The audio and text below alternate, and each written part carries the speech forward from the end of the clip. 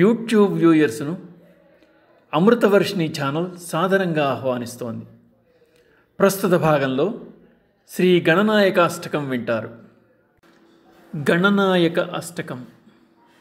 పరమేశ్వరుని ఆదేశంపై గణాధిపత్యం కోసం గణపతి కుమారస్వాములు ఇరువురు పోటీపడ్డారు. నారాయణ మంత్రం జపించి గణపతి అన్ని తీర్థాల్లో శివుణ్ణి దర్శించిన ఫలం దక్కించుకున్నాడు. ఫలితంగా వినాయకునకు గణాధిపత్యం లభించింది. శ్రీ గణనాయక అష్టకం 8 శ్లోకాలతో కూడిన గణేశ స్తుతి. గణేశ భగవానుడి శక్తివంతమైన మంత్రం. ఏ కార్యమైనా నిర్విఘ్నంగా కొనసాగించగలవాడు గణేశుడు. గణేశ అష్టకాన్ని భక్తి శ్రద్ధలతో పఠించేవారు పాపాల నుండి విముక్తి పొందుతారు. ఏకదంతం మహాకాయం తప్తకాంచన సన్నిభం లంబోదరం విశాలాక్షం వందేహం గణనాయకం. వందేహం గణనాయకం. మూషికాసురునితో సంభవించిన యుద్ధంలో విఘ్నేశ్వరుడు తన దంతాల్లో ఒకదాన్ని విరిచి అసురుని వధించాడు. ఆ విధంగా గణేశుడు ఏకదంతుడయ్యాడు. భారీ శరీరము గలవాడు, వెండి మరియు బంగారు రంగుల దేహంతో ఒప్పువాడు, పెద్ద ఉదరము, విశాలమైన నేత్రములు అమరి ఉన్న గణనాయకునికి నమస్కరించుతున్నాను. మౌంజీ కృష్ణాజినధరం నాగయజ్ఞోపవీతం బాలేందుశకలం మౌళి వందేహం గణనాయకం.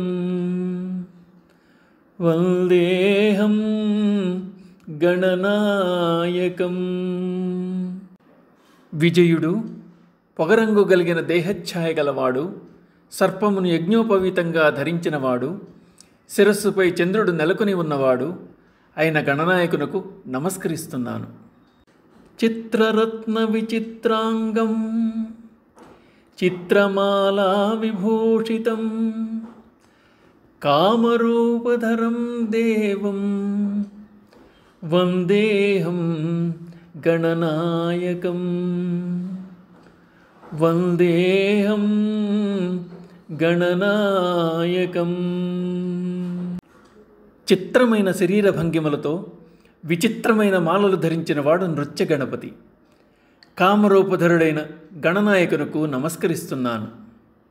గజవక్త్రం సురశ్రేష్టం కర్ణచామరభూషితం పాశాంకుశధరం దేవం వందేహం గణనాయకం. వందేహం గణనాయకం.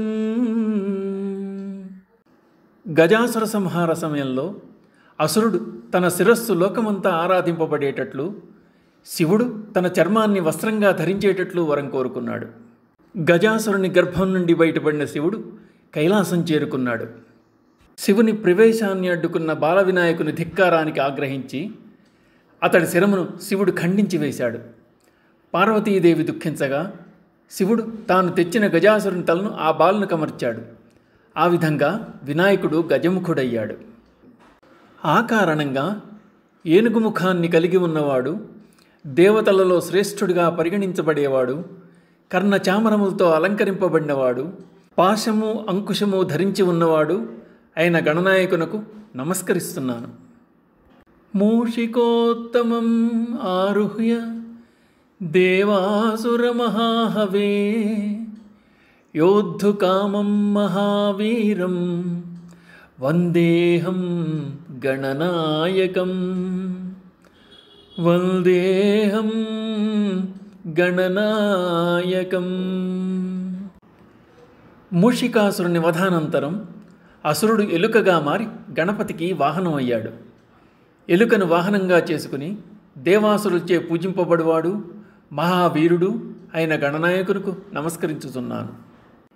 యక్ష కిన్నెర గంధర్వ సిద్ధ విద్యాధరైः సదా స్తూయమానం మహాబాహుం వందేహం గణనాయకం వందేహం గణనాయకం. యక్ష కిన్నెర గంధర్వులు ఎవరిని ప్రార్థిస్తారో, సిద్ధి బుద్ధి విద్యలు కలిగిన ఎవరి స్తోత్రమును ప్రజలు హృదయపూర్వకంగా ఆలపిస్తారో, ఎవరు బలమైన బాహువులు కలిగి ఉంటారో అట్టి గణనాయకునికి నమస్కరిస్తున్నాను. అంబికా హృదయానందం మాతృభిః పరివేష్టితం భక్తిప్రియం మదోన్మత్తం వందేహం గణనాయకం వందేహం గణనాయకం. మాతృమూర్తి అయిన అంబకు హృదయానందం కలిగించేడివాడు, ఎల్లప్పుడూ తల్లి సేవలో తరించెడివాడు, భక్తులకు ప్రీతిపాత్రుడు మరియు యుద్ధములను జయముతో ముగించేవాడు అయిన గణనాయకునకు నమస్కరిస్తున్నాను. సర్వవిఘ్నహరం దేవం సర్వవిఘ్న వివర్జితం సర్వసిద్ధిప్రదాతారం వందేహం గణనాయకం వందేహం గణనాయకం. విఘ్నాలను హరించేవాడు, సర్వ విఘ్నములను తొలగించేవాడు, సర్వవిధ సిద్ధిప్రదాత అయినటువంటి గణనాయకునకు నమస్కరిస్తున్నాను. గణాష్టకమిదం పుణ్యం యః పఠేత్ సతతం నరః సిద్ధ్యంతి సర్వకార్యాణి విద్యావాన్ ధనవాన్ భవేత్. ఈ గణనాయకాష్టకం భక్తితో పఠించిన వారికి పుణ్యాన్ని కలుగజేస్తుంది. ఎవరు ఈ అష్టకాన్ని నిత్యం పారాయణ చేస్తారో వారికి చేపట్టిన అన్ని కార్యాలు సిద్ధించేలా చేస్తుంది.